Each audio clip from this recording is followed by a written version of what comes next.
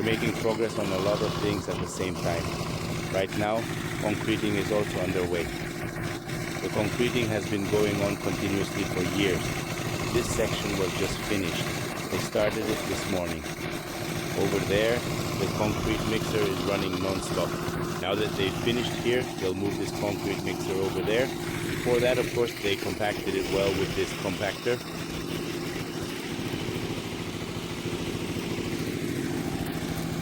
At this stage, this is just a base concrete layer. Soon, a waterproofing layer will be added on top, and then more concrete will be poured over. Another 15 centimeters of concrete will be added right here. That is also being prepared now. That's also currently in progress. Now, in theory, there aren't exact markings here yet, but they're working on those now. And you can see it happening at the back as well. The roof is also being constructed over there right now, and that roof could potentially be finished by next week. So, quite a lot of people are actively working right here. I think there are about 10 to 15 people in total. For now, we can only place the solder here as it arrives, since I no longer allow trucks to enter from this side. There used to be a lot of rebar left here, but we finally managed to have it all completely taken away. That large container is completely filled to the brim with alangal. This specialized fire-resistant alangal is already serving as the essential external component unit of the entire fire protection system. Now this area will also be thoroughly concreted with a solid wall, so it will only be accessible from the inside, but it is already fully operational. It has been carefully covered and rigorously tested, so we are steadily making significant progress forward.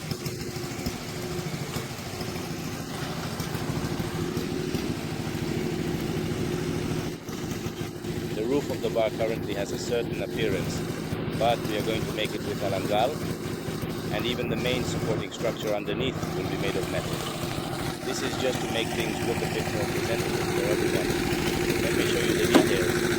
I don't know if you can see it clearly from there, but it is perfectly fine. The grass is right there. Everything is in proper order. Every single household in this community takes great care to ensure that the plants are well maintained at every house. Very soon we are going to have a dedicated green area right here where the various plants, especially the bananas, have already started to regrow quite nicely and healthily. For a long time we were patiently waiting for that particular tree, holding on to the hope that maybe it would eventually come back to life after the season, but unfortunately it didn't happen, and the effort to save it wasn't successful at all. And right over here is the spacious area that we have been using as our main gym until this very moment, or rather, it is probably more accurate to say it used to be a gym. These structural columns you see here are going to be completely encased and surrounded by our very own beautiful decorative stones. Because of this improvement, you certainly won't have to look at this unpleasant ugliness for much longer at all. Over in this corner are the burnt out machines, the poor things. To be honestly, still don't quite know what we should do with them, as they are in such a sorry state.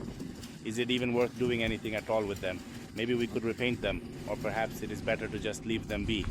We will just have to wait and see how it goes. What happened here is that this is the main spar area, and we have rebuilt this wall section. The old wall used to be located right here, but it was moved inward by about 68 to 80 centimeters, if I remember correctly, to make this space much larger. The spar area, it was a bit too large, and this inner back area was just too small, but this way we will all fit much more comfortably, especially the toilets.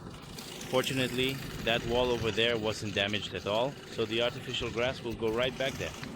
I don't know. This team is a bit unpredictable. Sometimes they show up for work, sometimes they don't, sometimes they're here, and then they don't show up for a day or two, but well, that is just the nature of construction. We all know how it is, unfortunately. That is simply the way things are around here. So I would like to take a moment to show you something else entirely. You see, we are constantly out here mowing the green lawn and taking such careful care of all the flowers. And today we have decided that we are going to cut down this tree. I was really holding out hope that just like this other tree over here, which also looked completely dead for a long time, this one would eventually find a way to come back to life too. But as you can clearly see for yourself right now, That other one has come back to life while this one unfortunately has not. As you can see, there's still some fresh green on it. Fortunately, we decided that we didn't need to cut it down just yet. We'll only be cutting down these dried out ones a bit later on today. And then this healthy one here will stay exactly where it is. You see, just take a look. Everything is being very nicely maintained around here. Over here too, the bananas and the flowers are all looking quite beautiful, and that is all thanks to the hard work of Clary. Welcome to Narika's beautiful garden. Right here in front of us is the very first house, which we are currently in the process of rebuilding. Isn't that right?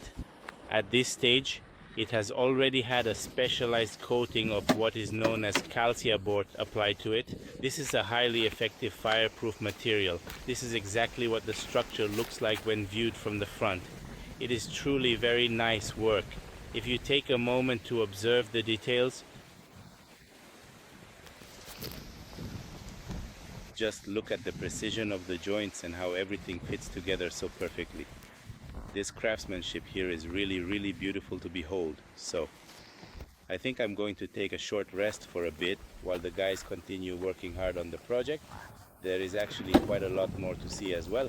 For example, if you look over here, this is already the sturdy bamboo frame of the side wall being assembled. Here too, you can see it is all coming together quite nicely and looks very impressive.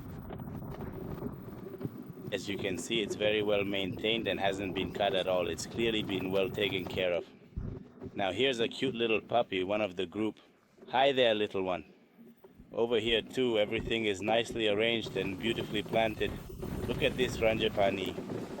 Unfortunately, one of the orange trees, the one we were waiting for, has disappeared. It seems like someone took it. That's right, it's gone. And right now, a car is slowly passing by. Two very important things happened recently that I want to share with you.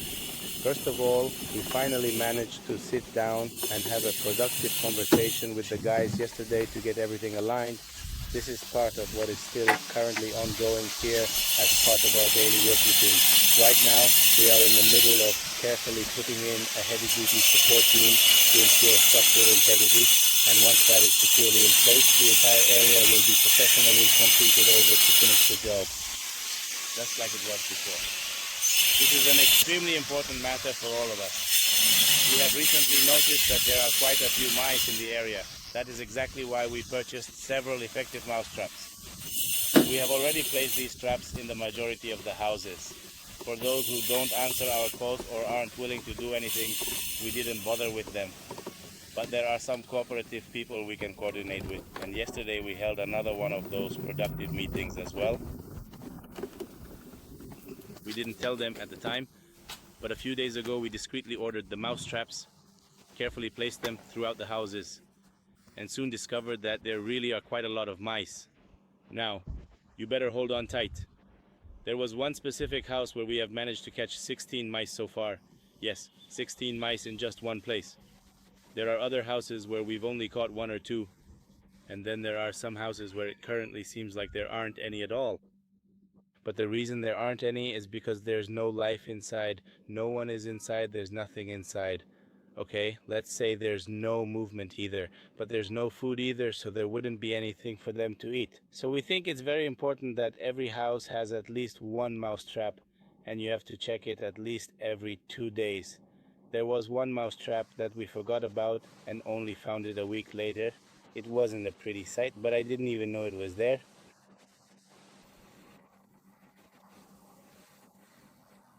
And there's one more thing. We used to have a special kind of cockroach repellent, and we are definitely going to get that again and put it in every single house.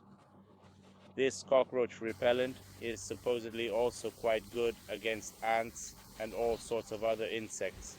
So far, we've only seen them in one house. You know, the rainy season has just ended, more or less. During the heavy rainy season, these unpleasant pests were much more common. They frequently got trapped inside the house. Now that it's finally the dry season, theoretically, they should be leaving the house. However, mice can cause a massive amount of destructive damage. Just think about it. They chew up your bedding, your furniture, and various other household items, and they can even chew through dangerous electrical cables. That's definitely not a good thing for anyone. So, if you want, I can show you exactly what I mean. Let me explain what kind of traps we use. It catches the mouse alive, which is both good and bad at the same time. On one hand, we say it's great because Ami, for example, really wants to release all the mice back into the wild. And for a while, we actually did let them go, to be completely honest with you. But I think they just ended up coming back anyway, no matter how far away we took them. So many times we just gathered them all up and then, well, you can imagine what happens next. We usually let them go, but lately we've told one of our gardeners to take care of it. We use a specific kind of mouse trap.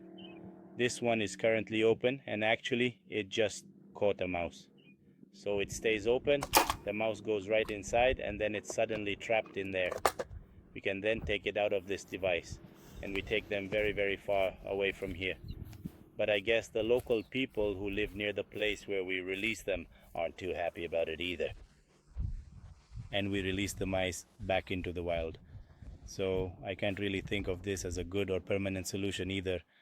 I'm curious, what do you personally do about mice? Please help me out with some advice because I don't really want to kill them, and so far I haven't been able to bring myself to actually kill a mouse. Or maybe it's just that the employee takes care of it and we simply choose to stick our heads in the sand and say, do whatever you want with it, and he probably kills them. But it's also quite possible that he's the one releasing them right back here in the neighborhood next to the houses. Then the kid caught them and then they came back, and that is exactly how we managed to catch 16 of them already. Because just today we caught 2 more. So we definitely need to pay close attention to this. But of course, if we do not go into the houses, then these things are not visible. And there are some houses we do not even have the keys to, or they are sealed off and all that. And of course, there is also an operational maintenance fee for this, which we really have to account for. And if someone happens to disagree with this perspective, unfortunately, they will likely fail to notice what's happening inside the house. However, thank God, we're making good progress with everything. Kari is coming over now since it's Friday, so sometimes we just continue working hard and doing our job as usual. Bye.